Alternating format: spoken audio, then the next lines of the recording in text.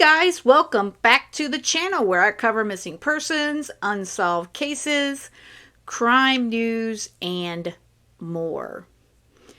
By now, a lot of you have probably heard about Rachel MORIN.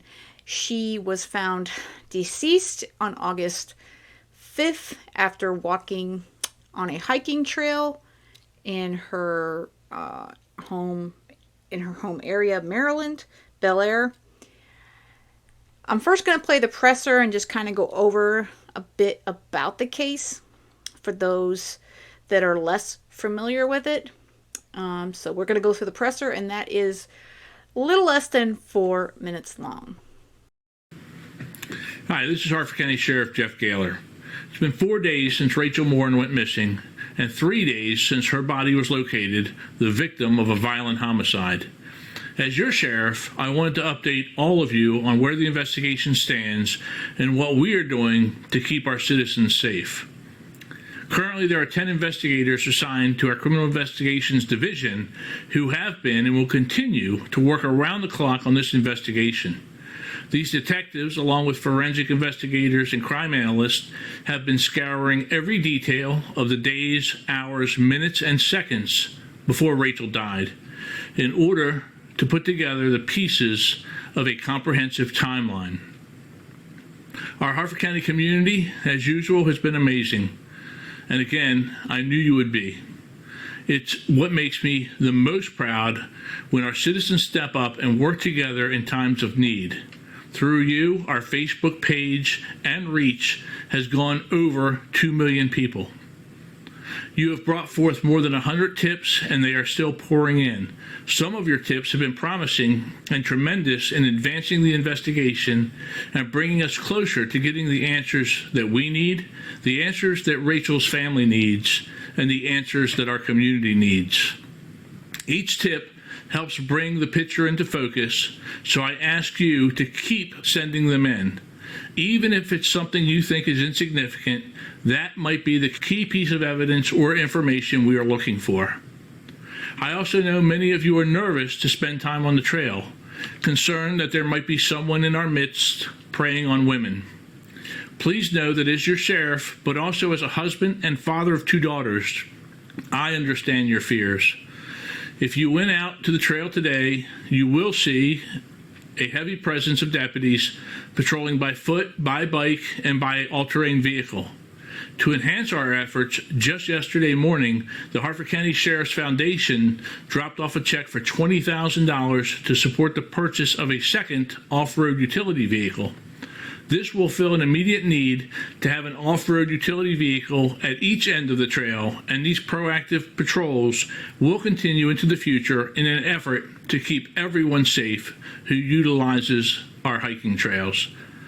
I understand many of you want answers, and we do too. What I can tell you for sure is this was an intentional taking of a person's life. Please know we are holding details close to help ensure a suspect is brought to justice. There will be a time when I can share more, and when we can, I promise to answer as many of your questions as I can. It's a delicate balance to help the public stay informed, but it cannot be at the expense of a quality investigation. One question we have continued to get centers around whether we have interviewed the boyfriend in this case. The answer is yes, we have, along with many other people who are close to Rachel. That is the way an investigation is conducted. We start with people who are in her close inner circle and others who have may known her or she have encountered and work outward. Please be safe to take care of each other. Watch out for each other. Together we will solve this crime and find the heinous coward who took Rachel MORIN from her family and friends. He seems like a very great sheriff, and there is the phone number for the Harford County Sheriff's Office if you have any information on the Rachel MORIN. If you spotted her that day on the hiking trails or have any tips, it's 410-836-5430. All right. What we know so far, and again, that presser was, I think, late last week, As I record this, it is the 16th, so it's been 11 days since she went on hiking on the Mampa Trail. She was 37 years old. She has 5 children of varying ages, and apparently there's 3 different fathers to the children. She went missing after going for a hike on the Ma and Pa Heritage Trail around 6 p.m. on August 5th. Richard Tobin is her boyfriend, and he's the one that reported her missing on Saturday night around 11:20 p.m. after she did not return home from an evening walk. Apparently, he tried to reach her, I guess, around 7 or 7:30, and he went looking for her, but he did not actually report her to authorities until 11:20 p.m. missing. Her vehicle was later located, parked near the trail. Sadly, her lifeless body was discovered the next day on August 6th in a drain in a tunnel on the Heritage Trail that she went hiking on in Bel Air, Maryland, after she was reported missing on Saturday evening. As of right now, there are 10 investigators that are currently working on her case, and as of today, from the latest number I was able to find, is that there's over 325 tips. So the sheriff was stating over 100, so that has gone up by double that at least in the last 7 or 8 days.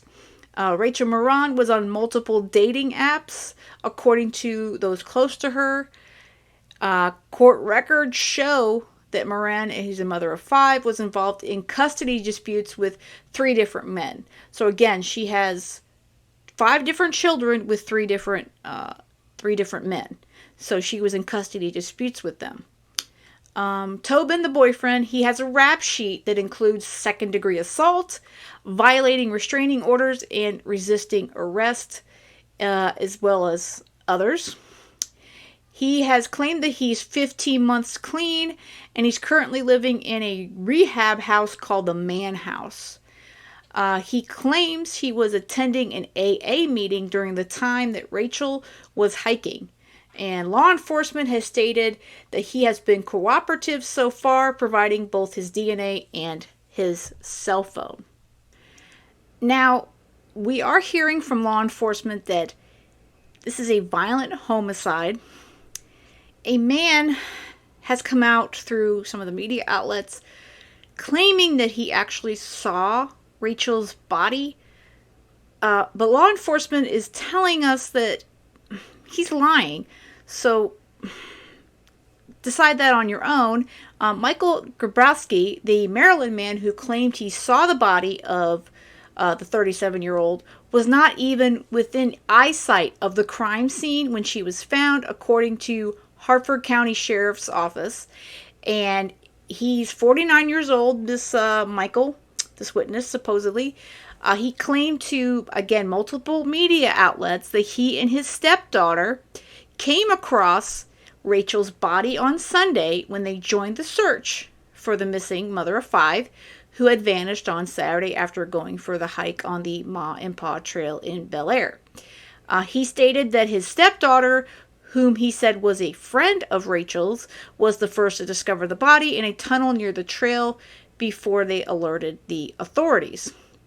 But a spokesperson for the sheriff's office has confirmed to these media outlets that he did not find Rachel's body, and furthermore, he did not view her body. So again, that one has been going around, so take that one as you will. But it definitely does seem that her death was a violent one. They're stating that, according to this Michael guy, again, we just have to go with the fact that it was violent.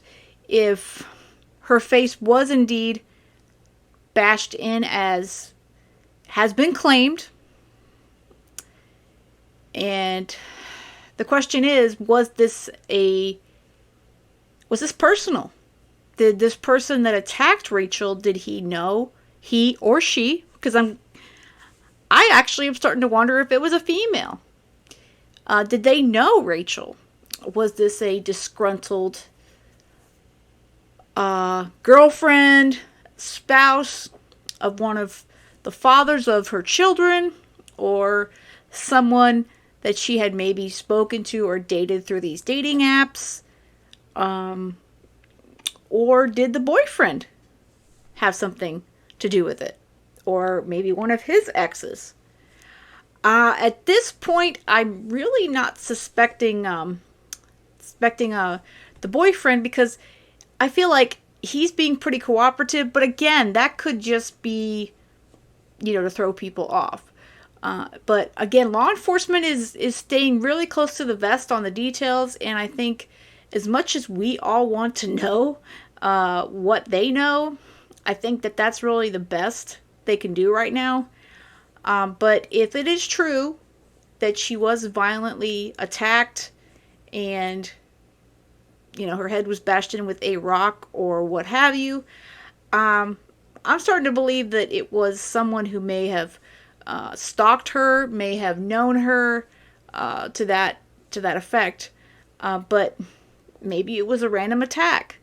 They say this is a very, very populated hiking trail, and there were multiple people walking, running, people with dogs. So there was a number of witnesses that were seen on the trail around the time that Rachel was out there, that law enforcement was looking to speak to. And as far as I understand, they have at least spoken to a couple of them at this point. But again, if you or anyone have any tips on what may have happened to Rachel, you are asked to call the Harford County Sheriff's Office, and definitely, provide them with any information you do have. And if you have any photos, if you happen to be someone that was on the trail on Saturday or near the trail, they are still looking for any photos or videos as well. And I will post the email. They have that listed as maddoxc@harfordsheriff.org. I will put both that in the phone number to call again on the screen for anyone who has any tips on what may have happened to Rachel Morin. At this point, all we could hope for is that there's some answers soon, because right now it's a lot more questions than answers, and she deserves the answers, and more than anything, her children deserve the answers. She's a mom of 5, and these kids need to know what happened to their mom. Alright guys, let me know what you think in the comments. What do you think happened to Rachel Morin back on August 5th? Do you think that her attacker knew her or was connected to her in some way, or do you think it was a random attack? Let me know what you think. And with that said and done, that's all I've got for this one. I hope you have a great rest of the day, and most of all, stay safe.